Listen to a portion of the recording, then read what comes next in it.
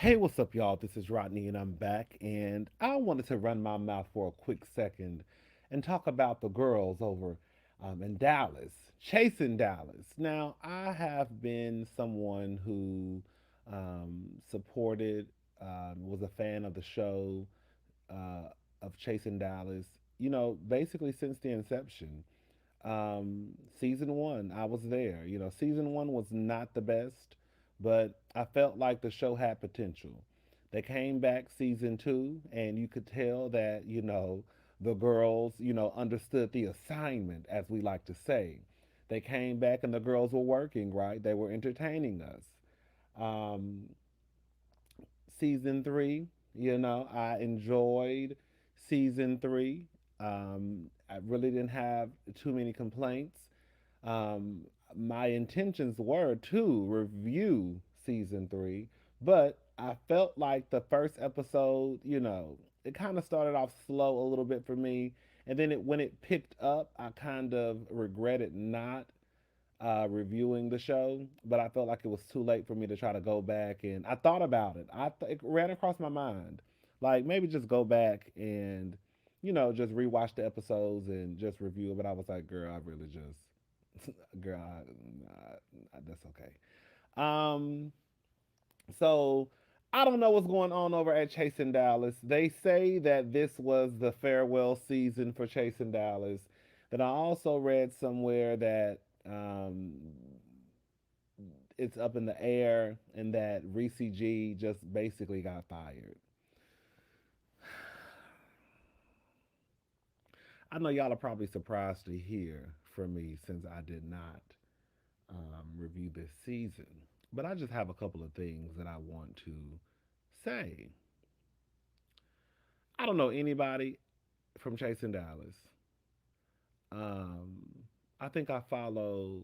Ooh, that's the old the fine yellow one. Ooh, what's his name? The one that's Carrie's bandmate, London. What's his name? Lyndon. London. I don't know his name. I just know he's thick and fine. Hey, how you doing? Hey, Zaddy. Anyways, child, but I think we follow each other on Instagram. Other than that, like I don't know. I still don't know him. I don't know him. I don't know anybody from Chasing Dallas. I mean, I know he's not really part of the cast, but I know he's been on the show here and there. Um, but this is how I look at this whole situation, and I may have a different, opinion, of course. And some of you correct me if you think I'm wrong. I think it starts from the top. I think all of this mess could have been handled if there was a little bit of professionalism over at chasing reality. From what I understand, the person who I guess is in charge of the girls is Andario. I can't pronounce. I think it's Andario. One thing that hate, I hate about Chasing Dallas is they mention production too much. I understand. It's almost like they you're not you. This is this thing in reality TV. From what I understand, like you're not supposed to break the fourth wall. You're not really supposed to mention production. You're not supposed to mention what goes on behind the scenes. Remember on Real Housewives of Beverly Hills when Denise Richards, she didn't like the direction that the scene was going, and she started saying bravo, bravo, bravo, bravo, because I guess that's kind of like the word to use if you don't want something to make air, because it's supposed to be, even though we know it's a camera there, it's supposed to be like you don't know that a camera is recording. But girl, Bravo pulled a stunt and still aired the scene anyways. I just hate that every time I look up, the girls on Chasing Dallas are mentioning production, what's going on behind the scenes. I think that a lot of this could have been dealt with if the person at the top would have put his foot down. I have seen his name float through the mess just as much as I've seen the other girls' names float through the mess. I was watching I'm subscribed to his channel. I just can't remember the channel. I think it's TTB Network, I believe. And he had posted a clip of Trey Howard after the reunion, and someone in the comment section had said, "Yeah, Andario just said that you're telling the truth." And my whole thing is, why is Indario, the person who's supposed to be in charge of the girls, why are you rolling around in the mess? If anything, you should be trying to pull this shit back in. If anybody is to blame, it's him. You're messy. All of y'all are messy. You shouldn't even be commenting on the mess that's going on. If anything, you should be trying to focus on either the next season or just basically, it's a wrap, it's done, we ain't got nothing to say. We moving on to chasing Atlanta.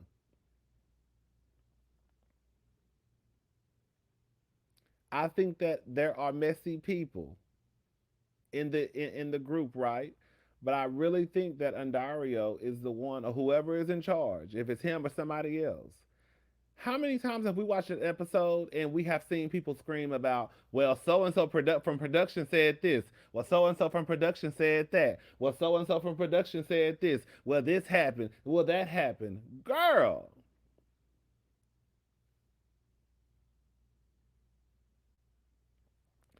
I'm not mad at the people for trying to create a show, right? Which kind of leads me to Markell. I didn't take any notes, I'm just going off the top of my head. Which leads me to Markell and Reecy G. This is the problem that I think is going on with Reecy G.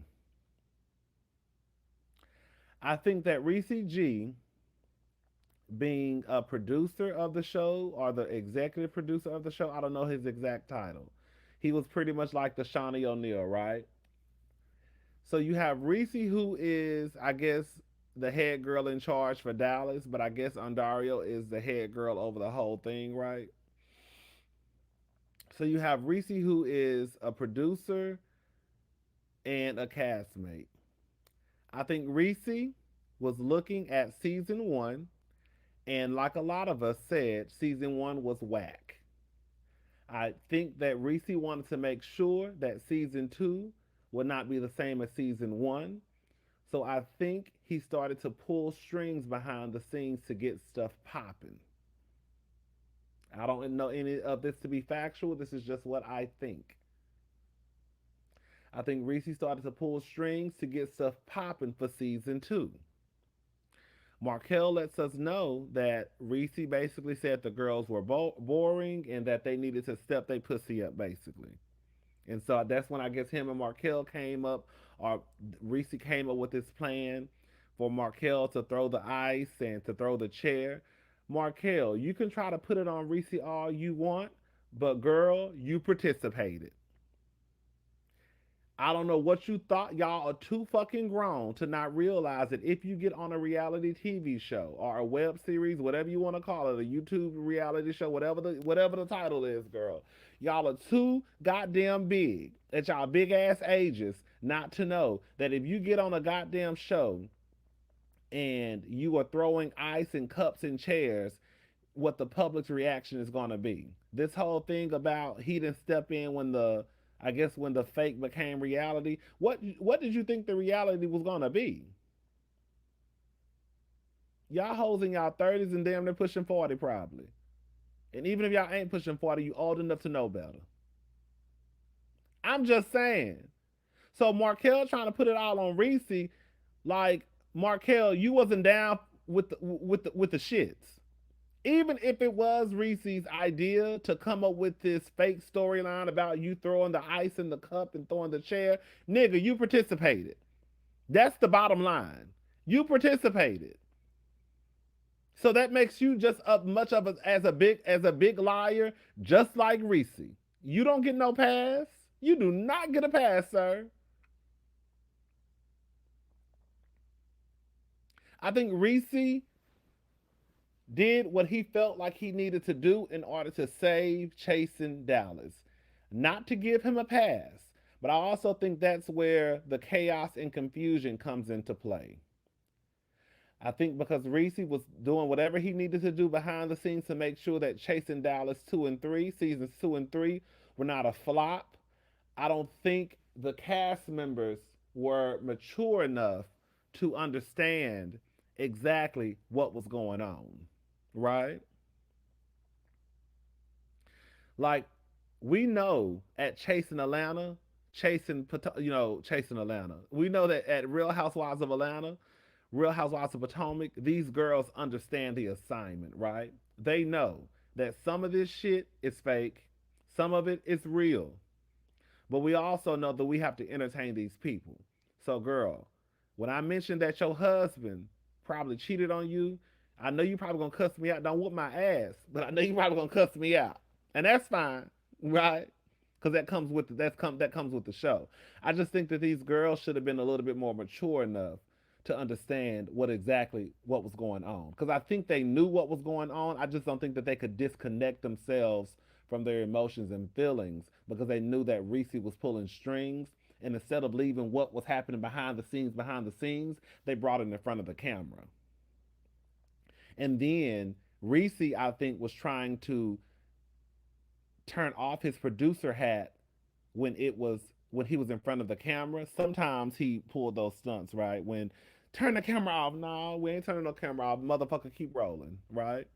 But I think that Reese sometimes tried to, when he was in front of the camera, he was a castmate. When he was behind the camera, he was a producer. And I think that for some of the girls, they couldn't separate the two. That's why we heard so much talk about producer this. I mean, production said this. This happened with this person on production. This happened with it. It's like it was real messy behind those scenes over there at Chasing Dallas. Um, Not to give Reese a pass, but that's just what I think. I think that Reese was just trying to make the show entertaining, and I think that Reese was trying to do what he needed to do in order to make sure that the show didn't flop. And if you really want to be honest about it, Reese really ain't did shit that nobody else ain't did. They do it even in with the big girls, the big boys. Even over there at Bravo, at VH1, at WeTV, they're all doing the same thing. Reese is doing the same thing that they're doing, right? I just think the girls over at these other places they getting paid. Now I don't know what's going on over there Chasing Dallas or Chasing Atlanta. I don't know if the girls getting a check or not. I don't know. But I think the girls over there, and when it comes to the big girls, the Real Housewives of Atlanta girls and Potomac and all those girls are getting paid and they understand, right? They have an understanding that when the shit hit the fan, it ain't none of that mentioning production in front of the camera. You deal with the shit how you deal with the shit, but don't mention production. Um, that reunion I thought was a hot ass mess. Um, even when they said they were going to do it live and then they said they were going to do it virtually, I was like, girl, it's going to be a mess, girl. Is the budget even big enough for a virtual reunion? I'm not trying to be funny. I'm just being serious. Okay. Um, I thought it was real messed up that Reese ended that live the way that he ended the reunion the way he ended the reunion. I felt like no one was trying to hear what Reese was trying to say. Girl, we not gonna sit here and act like if somebody had mentioned something about your mama. Reese had every right. I'm sorry. I'm sorry. I feel like while Reese got some fucked up ways, I feel like I can see what Reese was trying to do with this show. I believe that George said something slick by the mouth about his mama, and after that, Reese didn't give a fuck about his response to George. I wouldn't have either. And instead of people trying to hear Reese out, here comes Trey. Trey was just mad because he didn't get to. He wanted to show his outfit off. Okay, girl, that's all that was about, y'all. Girl, that's why I think Reese was getting so upset, but I still think it was whack as fuck for Reese to end that live the way he ended the reunion, the way he ended the reunion. Like that was when I tell you that was so whack to me, like whack. Like, girl, you really like. And this goes that right there. We have to say that girl, you may not be the best one to run this operation, right? Because the professional side of you should have been girl, okay, it is what it is. We gonna get through this, and but girl, You use the little power that you do have, or all the power that you have, and said, "Fuck y'all hoes, it's over." Like you were not thinking about the people who have supported Chasing Dallas since season one when it was a hot ass mess. Okay, because I've watched every episode of Chasing Dallas. Well, I haven't watched the last. I watched the reunion, but I didn't watch the final episode. So I need to go back and watch that. But I skipped over the final episode and went straight to the reunion. I had downloaded it. I had went to Vegas and I needed something to watch on the way home. Anyways, girl. So yeah, I'm gonna go back and watch the final episode. But I've watched every episode except for that final episode of this season of Chasing Dallas. I just thought it was whack. I just thought it was whack. What else? I think that the whole situation with George and Reecy, I think that George was grasping for straws, baby. I honestly do. Girl, I'm trying to understand what the hell did this beef come with George and Reecy.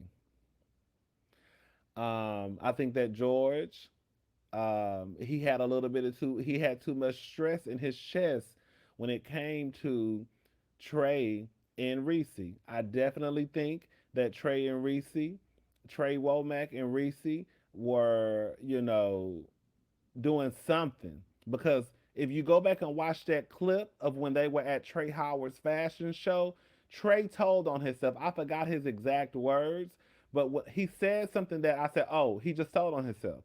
Reese and Trey were talking because he said something like, we had a conversation. I don't want to say the wrong thing, but he said something like, we had a conversation about not going to the like about not making it a fit. I don't know. It was something along those lines about having a conversation. I guess about what they were doing. The simple fact that you even had to have a conversation about what you were doing lets me know that you were doing something, right? I'm not saying y'all were having sex, but like I'm not having a conversation with my good sister on what type of relationship we have because I know what the relationship is. So I was like, okay, Trey just told on himself. I think George did too much. It did too much of nothing, girl, and that's just the truth. George came around, girl. He think he Phaedra Parks, and it's like, okay, girl, okay, you can go. You know what I'm saying? Um, Reese needs to learn how to be a better producer. Because if you're gonna produce, baby, produce. You ending a reunion like that is not a good look. Um, I think that Trey Howard actually, I didn't too much care for Trey Howard last season. He was very immature. I thought he had a lot of growing up to do. He was childish as fuck. But this season, I have to say that Trey, um, you know, he has matured a lot. A lot of the things that Trey says, it does make sense. Um, Robert, I don't even know why was he on the show.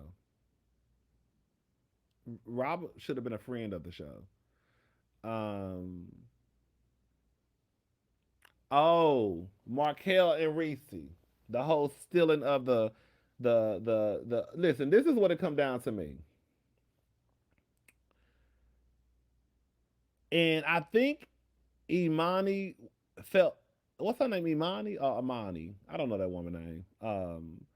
But I felt she was thinking the same thing when she asked Markell. This is what it comes down to me. I do believe that Reese has every right to feel like Markell stole his idea. If you listen to it, it makes sense to me.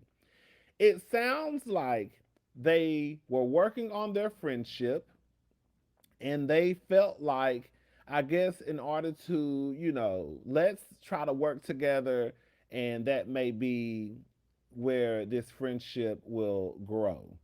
Reese mentioned to Markell about doing a Reese G finds love. Okay? Am I not getting this right so far? Markell decided that this might not be the best thing to do. Because I think Reese G at that point had started trying to come up with his own production company. Markell then decides to do Chase what Lovers and Friends. But he says because he didn't really have a layout of anything that Reese was trying to do, that wasn't Reese's idea. Sweetie, If Reecy came to you and said that I want to do a Reecy G looks for love or finds love, and then you turn around and do a lovers and friends, you low key did steal his idea. I don't know why everybody is skipping over that.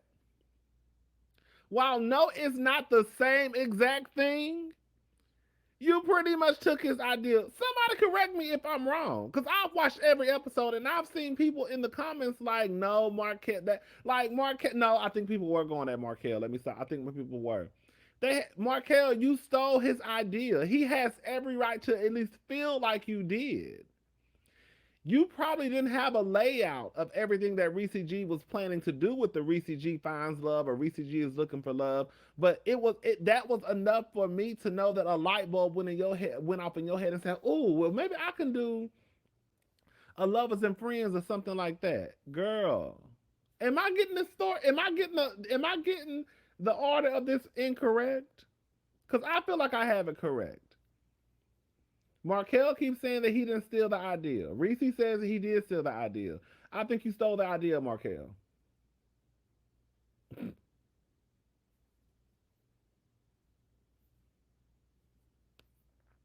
I think you did.